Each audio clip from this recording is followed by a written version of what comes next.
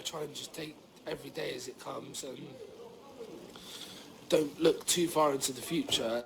Tom Allen was cold, wet and homeless when I met him last November.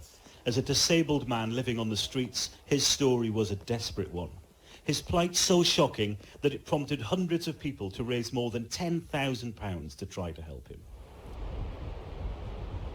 3 months later, I've come back to Weston-super-Mare, and after a few hours came across Tom on the high street.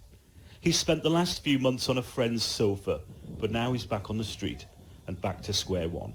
Really didn't sleep much last night, so yeah, it was a bit of a shock to the system, and just getting used to it again was a bit of a weird one. Despite all the money raised for him, Tom seems no better off. He's got spina bifida and is double incontinent, and he was due to be assessed for care but missed an appointment with the council. Later that night, Tom meets Val Donegan, a local volunteer who's been trying to help him. She says when Tom went to the council offices, he was told to leave because on a previous visit, he'd accidentally soiled a chair in the waiting room. This is discrimination, if I'm honest. He needs to start working with me to work with these agencies, because otherwise we're not going to get nowhere. He's just going to end up staying where he is on the streets all the time. North Somerset Council refused to comment on Tom's individual case, but said if anyone wants help, they can access it. Ultimately, it is down to the individual to decide, I wish to be assisted, I wish to take the advice I'm given, and I hope this will put me in a better place. And if they tick all those boxes, they'll be helped by your council? That's what we're endeavouring to do through our Rough Sleeping Initiative and the housing support team we've got on top of that.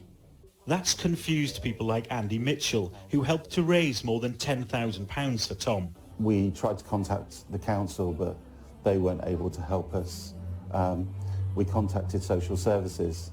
They weren't able to help. You know, wherever we went, we met a wall. I feel like I've let down Tom, and I've also let the people who donated the money down. And I just want to see him in a good place, not in the place where you saw him when you met him. It's as simple as that.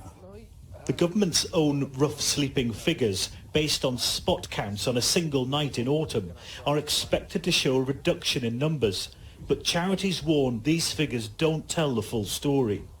Tom is a stark example of Britain's homeless crisis, a web of issues from health to housing. There are no quick fixes for Tom, or thousands like him. Nick Martin, Sky News, Weston-super-Mare.